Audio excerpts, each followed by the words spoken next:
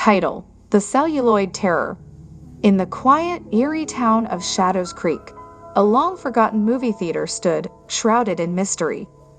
The decrepit building had been abandoned for decades, but tales of its cursed past lived on as a chilling reminder of the horrors that once unfolded within its walls. One moonlit night, a group of daring teenagers decided to break into the old cinema, driven by a morbid curiosity to uncover its secrets. Among them were Jack, the cocky leader, Emily, the bookish skeptic, Mark, the thrill-seeker, and Lisa, the anxious observer. Armed with flashlights and trepidation, they crept through the creaking door. Inside, the smell of decay permeated the air, and a thin layer of dust coated every surface. The once grand red carpet now lay faded and frayed, and the grandeur of the theater was nothing but a haunting memory. Upon reaching the projection room, they found ancient film reels stacked haphazardly, collecting dust and decay. As they rummaged through the reels, they stumbled upon one that piqued their curiosity. It bore no label, but its enigmatic aura drew them in like moths to a flame. With a sense of foreboding, Jack threaded the mysterious reel onto the projector, and the worn-out screen flickered to life. The film began innocently enough, depicting a quaint town similar to Shadows Creek. But as the minutes passed, they realized it was no ordinary movie. The scenes were uncharacteristically vivid, as if the projector projected more than just images. Each frame exuded a malevolent energy that clawed at their minds. Within the film, they saw themselves in the abandoned theater, watching the very same movie they were currently experiencing.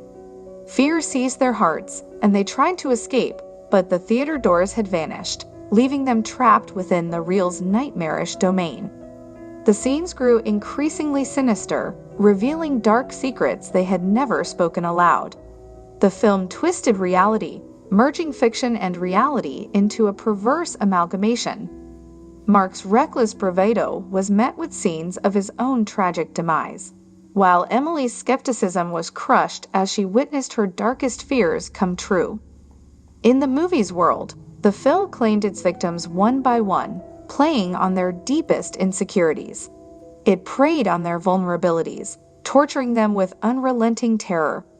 Lisa, paralyzed with fright, watched as her friends suffered, unable to discern whether they were living or mere puppets in the celluloid's wicked play. With each passing frame, the boundary between the movie's reality and theirs blurred. The horrifying imagery started to leak into their world. Spectral figures emerged from the shadows, haunting the teenagers, dragging them into the twisted scenes that unfolded on the screen.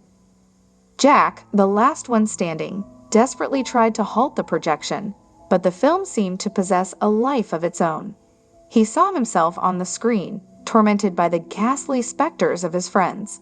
Panic consumed him, and he resolved to destroy the film, thinking it would end the torment. In a desperate act of desperation, he threw the projector into the screen. A deafening explosion echoed through the theater, shattering the ancient projector and engulfing Jack in a blinding light.